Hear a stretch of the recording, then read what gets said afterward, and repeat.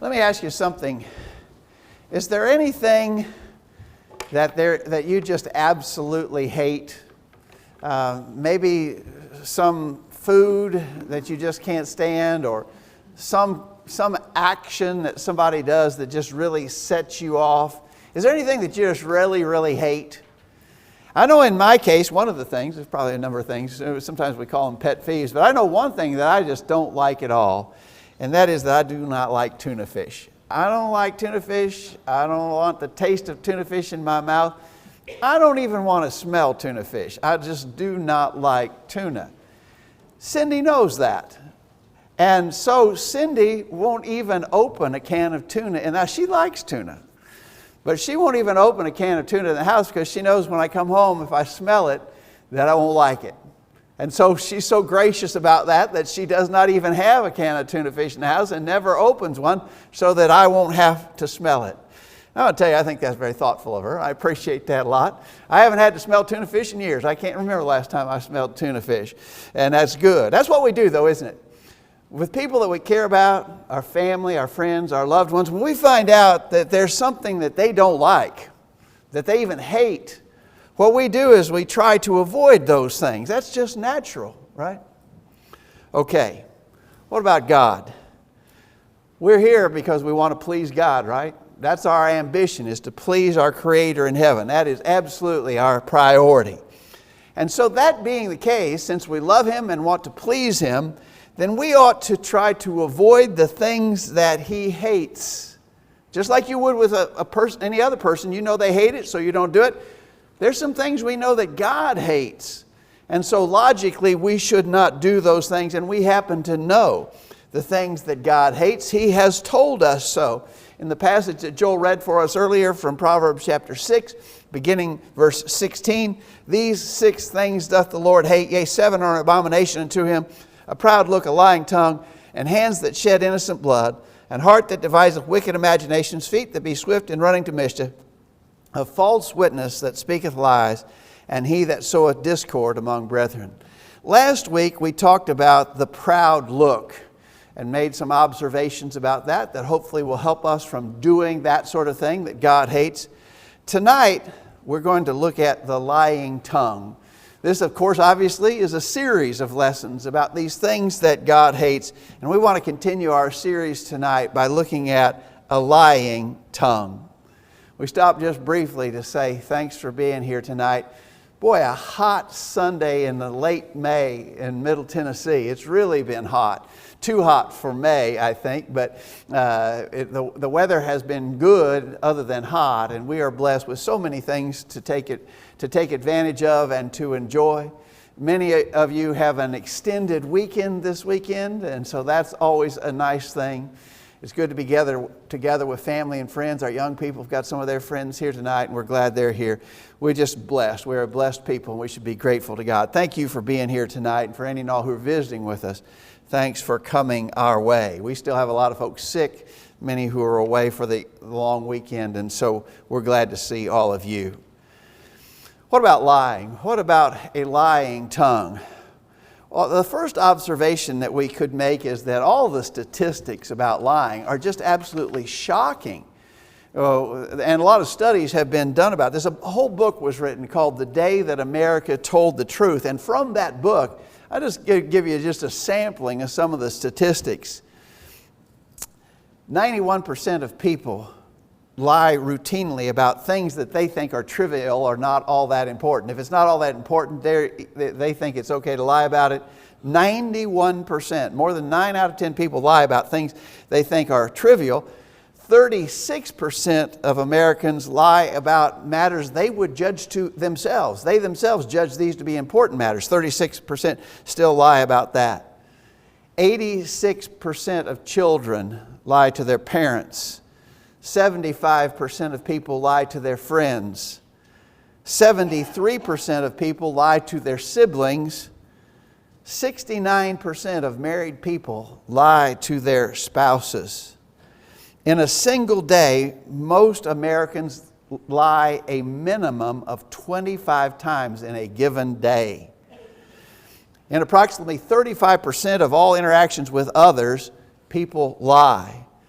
And the people who do lie, among those who do lie and admit that they lie, 70% say they'd gladly do it again. Here's an interesting one for you young people. 95% of college students say they would lie to a potential employer to get a job that they wanted. 95%, almost everyone says they would lie in order to get a good job. And here's the topper, 41% say they already have done so, lied to an employer to get a job. You begin to get the idea that lying is a huge, huge problem in our world. And then combine that with the point we're making here, that's one of the things God hates. And people are very involved and consistently acting in this way that God hates. A lot of people telling lots of lies. Obviously, we have to be different than that if we want to please God. There are a lot of ways to lie. Now, I want you to think about that for a minute. And I found a list that listed a lot of ways. And this is not my list, but I found a list of just different ways that people tell lies. One of the ways is by twisting words. So clever wording can make a lie out of a fact. I'll give you an example of that. Remember when Jesus was on trial in Matthew 26 at verse 31, Matthew 26 verse 61, the people lied about Jesus saying he said he was going to tear this temple down and build it back in 3 days. Of course, Jesus wasn't talking about the physical temple in Jerusalem. He was talking about the temple of His body. But they twisted those words in order to, of course, charge Jesus so they could crucify Him. So twisting words. Half-truths are a way of lying. And people do this. Part of the truth disguised as the whole truth. You know what they ask you to say when you take a witness stand in a court of law? Do you promise to tell the truth, the whole truth, and nothing but the truth? The whole truth. If you're going to be truthful, you have to tell all the truth. We're going to look a little later in the lesson at the example of Abraham. When he lied about his wife Sarah, he told a half-truth. He said, she is my sister, or he convinced her to tell the lie that she was his sister, which was halfway true. They were half brother and sister. They had the same father and different mother, but it was a half-truth told that it constituted a whole lie.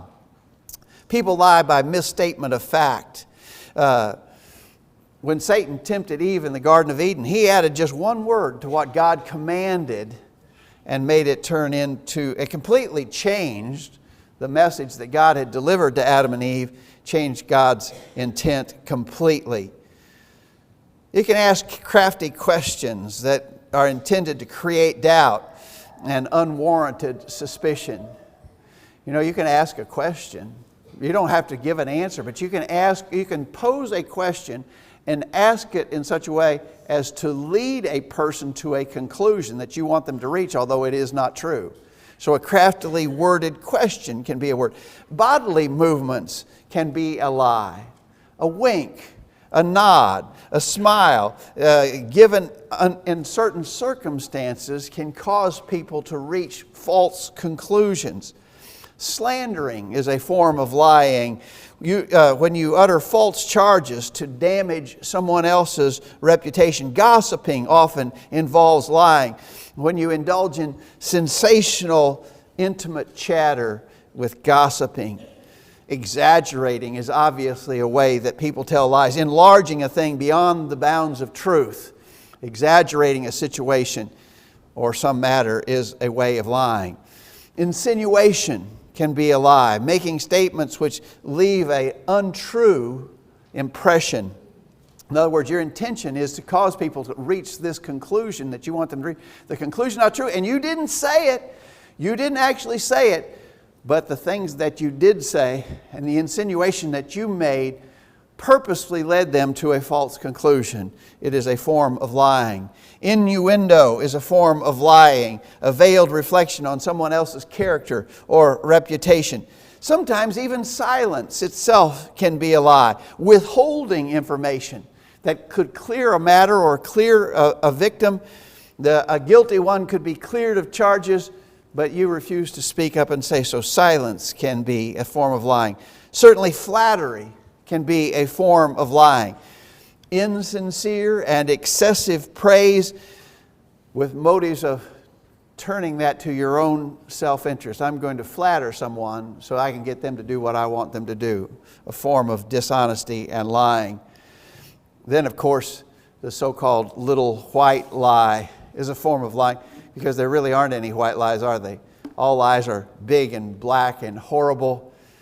Whole lots of ways to lie, and you could probably add to that list, but you understand there's a lot of ways that you can be guilty of this thing that God hates. God hates lying. There are lots of ways to lie, but the truth of the matter is all of those ways are wrong. In Revelation 21, verse 8, the fearful and the unbelieving and abominable and murderers and whoremongers and sorcerers and idolaters and all liars shall have their part in the lake which burneth with fire and brimstone, which is the second death. It doesn't really matter how you lie. Any of the ways that we just sort of briefly enumerated, or any other way that you could convey a falsehood, get someone else to believe something that's not true. Any way that you lie is wrong, and all liars will have their part in the lake which burneth with fire and brimstone, which is the second death. So with that established, then, we might ask the simple question, why would people do that? Why do people lie? God hates lying. Why would people? We know that lying, and we'll talk more about this later, but lying stands to be punished. Why do people lie? Well, people lie for lots of reasons. We could mention some of them. Some people just lie out of habit. They are just, well, what's the word that we use? They're compulsive liars. They're pathological liars. Some people just lie all the time. As the old expression goes, you know when he's lying if you see his lips moving. He's lying. He just lies that much. In Titus chapter 1, beginning verse 12, Paul said, one of themselves, even a prophet of their own, said, the Cretans are, notice, always liars, evil beasts, slow bellies. This witness is true. There was a whole group of people on the island of Crete who had the reputation of being perpetual liars, compulsive liars, pathological liars. And Paul said the fact of the matter is that's true. That's a true testimony against them. I want to tell you, when people lie compulsively like that, when they habitually lie, that can be indicative of a true psychological disorder. But more than that, when people are lying, it's always an issue if we become hardened to a matter. And a person who lies and can do so without any feelings of guilt or conscience as they tell the lie, what that indicates, there may be lots of other psychological things you could say about it, but what that indicates is that they've grown hardened to that sin. It doesn't bother them anymore. And we cannot afford to be in that circumstance where we can sin without pangs of guilt. Our conscience doesn't trouble us. Our conscience has grown seared. And so some people do that. Some people just lie out of habit. People obviously lie to make themselves look better to others. You remember the incident with Ananias and Sapphira in Acts chapter 5? We reference that fairly often. Acts 5, beginning verse 1, a certain man named Ananias and Sapphira his wife sold a possession, kept back part of the price. His wife also being privy to it, and brought a certain part and laid it at the apostles' feet. Later in that passage, Peter asked, tell me whether you sold the land for so much. And Sapphira said, yea, for so much. What do you suppose was the reason why Ananias and Sapphira conspired to lie about how much they'd sold their property for? Would you agree with me? The only really conceivable reason why they would do that is they wanted to look good. Other members of this new church in Jerusalem were sacrificially selling property and contributing the proceeds. It sure looked good for them to do that sort of thing, and Ananias and Sapphira wanted to look good without actually paying the price for that. In that same text, Peter said to Ananias, why has Satan filled thine heart to lie to the Holy Ghost and keep back part of the price of land? Thou hast not lied unto men, but unto God. And so this was a lie situation. And it clearly seems to have been generated by a desire to make them look good. Do we do that sort of thing? Do we lie sometimes just to make ourselves look good? Statistics say that we often do. A University of Massachusetts study said 60% of the people that they interviewed lied in a 10-minute conversation. More than half in a simple 10-minute conversation lied, and the reason they lied, it was judged, was to make themselves, quote, make themselves look good, to make themselves look competent and appealing. People lie. People lie to make themselves look good. They also lie to protect themselves from disapproval of others. In Genesis chapter 4, one of the very earliest sins, the Lord said to Cain, "Where is Abel thy brother?" And he said, "I know not. Am I my brother's keeper?" Well, that's a lie, right? He knew exactly where Abel was. He had killed Abel. And yet he did not want God's disapproval on him. And so he lied even to God to try to protect against disapproval. That's a very famous incident, of course, but it's repeated many times. People lie to protect against disapproval. I heard a kind of a funny story, although sad if it had any notion of reality in it. The story is told of a preacher who told his congregation, "I want everybody here to read Mark chapter 17 in anticipation of the lesson that we will have next Sunday." Read Mark 17. So the next Sunday rolled around and he said, "Do you remember last Sunday I asked you all to read Mark 17? How many have read Mark 17? Hands popped up all over the assembly. He says, "Mark only has 16 chapters. Now let me proceed to my sermon on lying." Why would you do that? You want to look good, right? Oh yeah, I read my Bible like I was told to read my Bible. You do that to protect against disapproval. People lie to avoid conflict or danger. Abraham, we mentioned Abraham earlier. Here's that incident in Genesis chapter 12, beginning verse 11. "It came to pass when Abraham was come near to enter into Egypt, that he said to Sarah his wife, Behold, now I know that thou art a fair woman to look upon. Therefore it shall come to pass when the Egyptians shall see thee, that they shall say, This is his wife, and they will kill me, but they will save thee alive. Say, I pray thee, thou art my sister, that it may be well with me." His motives here are plainly confessed, right? He wanted to avoid the potential danger. He said, they're going to see that you're a beautiful woman and they're going to kill me if they to take you from me. So just lie about this. It was, as we said earlier, it was basically half-truth. They had the same father and different mothers, but it was a half-truth told with the intention of conveying a falsehood and leading people to a false conclusion. I'll tell you, people still do that. And we are often tempted to do this to protect against or to avoid conflict or danger. Peter stands as a pretty good example of that also, doesn't he? Remember when Jesus was on trial before his crucifixion? Peter, in the course of denying Jesus, as it had been told by Jesus it would happen, and it did. After a while, Matthew 26, beginning 73, after a while came unto him they that stood by, said to Peter, Surely thou also art one of them, for thy speech betrayeth thee. Then began he to curse and to swear, saying, I know not the man. And immediately the cock crew. I'd say, how would you like to be in Peter's shoes? Lying, even in the act of denying your association with Jesus to avoid the danger. Clearly, Jesus was going to be executed through this process, and Peter lied about even knowing Jesus to avoid that danger. Excuse me. So people lie.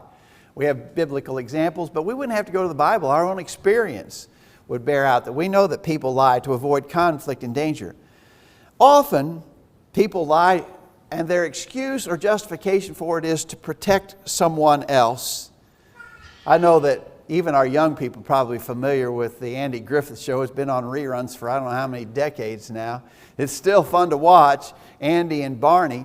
But one of the sad things that happens so often in that program is that Andy lies to protect Barney's feelings. I'm going to tell you, that's not particularly funny. That's not a funny thing when you lie for the purpose of even protecting someone else. A lot of people use that sort of justification. And some people would even point to a Bible example and say, here's proof that it's okay to do so. And they would go to Joshua chapter 2 and they would talk about the example of Rahab in the city of Jericho. In Joshua chapter 2, beginning verse 3, the king of Jericho sent unto Rahab, saying, bring forth the men that are come to thee, which are entered into thy house, for they be come to search out the country. And the woman took the 2 men and hid them and said thus, there came men unto me, I wist not whence they were. And it came to pass about the time of shutting the gate, when it was dark, that the men went out. Whether the men went, I wot not, or I know not. Of course, she had hid them on her roof. And so here in this case, Rahab plainly and blatantly lied, right? But there's other places, and even in the New Testament, where Rahab is commended as a person of faith.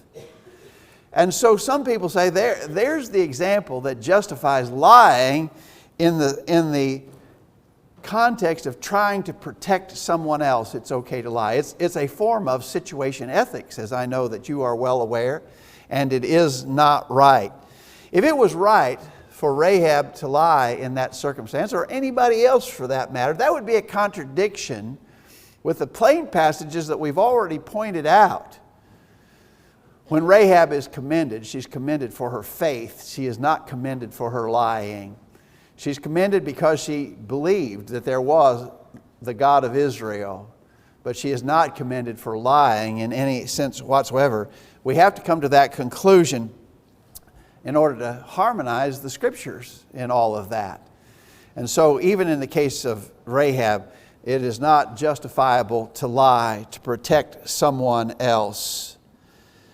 People obviously lie to cover up their own shameful conduct. You've been embarrassed about something happened, and you wish people didn't know about it, and so you lie to cover it up. That happens a lot. In the Old Testament, the case of Joseph in Potiphar's household, and you remember Potiphar's wife cast longing eyes upon Joseph and tried to tempt him to sin with her. In Genesis 39, beginning verse 17, she spake unto him according to these words, saying, wait a minute, let me give you the context. It had already happened here, right? So she'd already tried to seduce Joseph multiple times. Multiple times Joseph refused her advances. This last time she was so intent on getting him to sin with her that he had to actually shed his coat and run away. So here she is, and she's mad and she's embarrassed. And so what's she going to do? She's going to lie about Joseph. And so it says here in Genesis 39, beginning 17, she spake unto Potiphar these words, saying, the Hebrew servant which thou hast brought unto us came in unto me to mock me. And it came to pass, as I lifted up my voice and cried, that he left his garment with me and fled out. And Potiphar's wrath was kindled, and Joseph's master took him and put him into the prison. So here's Potiphar's wife, and she's embarrassed.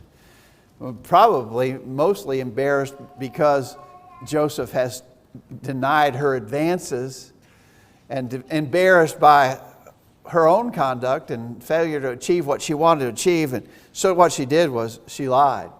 And she lied about Joseph. And of course we remember he languished in the prison a long time because of the lie that she told. People often lie to cover their own shame. Some people clearly, obviously, and maybe one of the most common reasons why people lie is for personal gain or advantage. Classic Bible example is of Jacob in Genesis 27, beginning verse 18. Jacob came to his father and said, my father. And he said, here I am. Who art thou, my son? And Jacob said unto his father, I am Esau, thy firstborn. I have done according as thou badest me. I pray thee sit and eat of my venison, that thy soul may bless me. Straight out, clear lie that Jacob told to Isaac in order to receive the blessing. Obviously, it was to his personal gain and advantage to do so. I wonder how many millions of times that conduct has been repeated in the history of mankind, where people lied in order to gain personal advantage. A lot of reasons why people lie.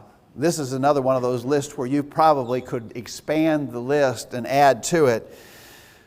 We just want to point out that lying has bad consequences. It has all kinds of bad consequences. It has physical consequences, social consequences, and spiritual consequences.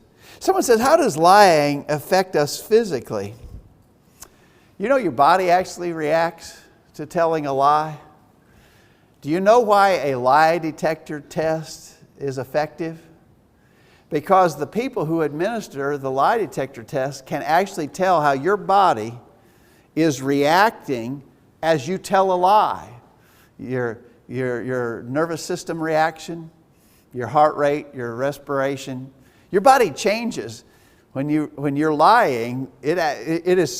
Lying is such a pervasive thing to us personally that our body even reacts when we tell a lie. That's, again, why a lie detector works. But certainly socially and spiritually, there are great harmful consequences of lying. In James chapter 3, verse 6, the tongue is a fire, a world of iniquity. So is the tongue among our members, that it defileth the whole body, and setteth on fire the course of nature, and is set on fire of hell. Notice, the tongue is a fire, James says. And very often it's an out-of-control fire that affects all aspects of our lives. Lying is one of the most common sins of the tongue. There are several sins of the tongue, but lying is the most common of them all, and it bears terrible consequences. It ruins relationships between people. In Proverbs chapter 16, verse 27 beginning, an ungodly man digs up evil, and it is on his lips like a burning fire. A perverse man sows strife, and a whisperer separates best of friends. Notice, a perverse man sows strife. It separates the best of friends. So when we lie, when our word cannot be trusted, it has a consequence of ruining relationships between people.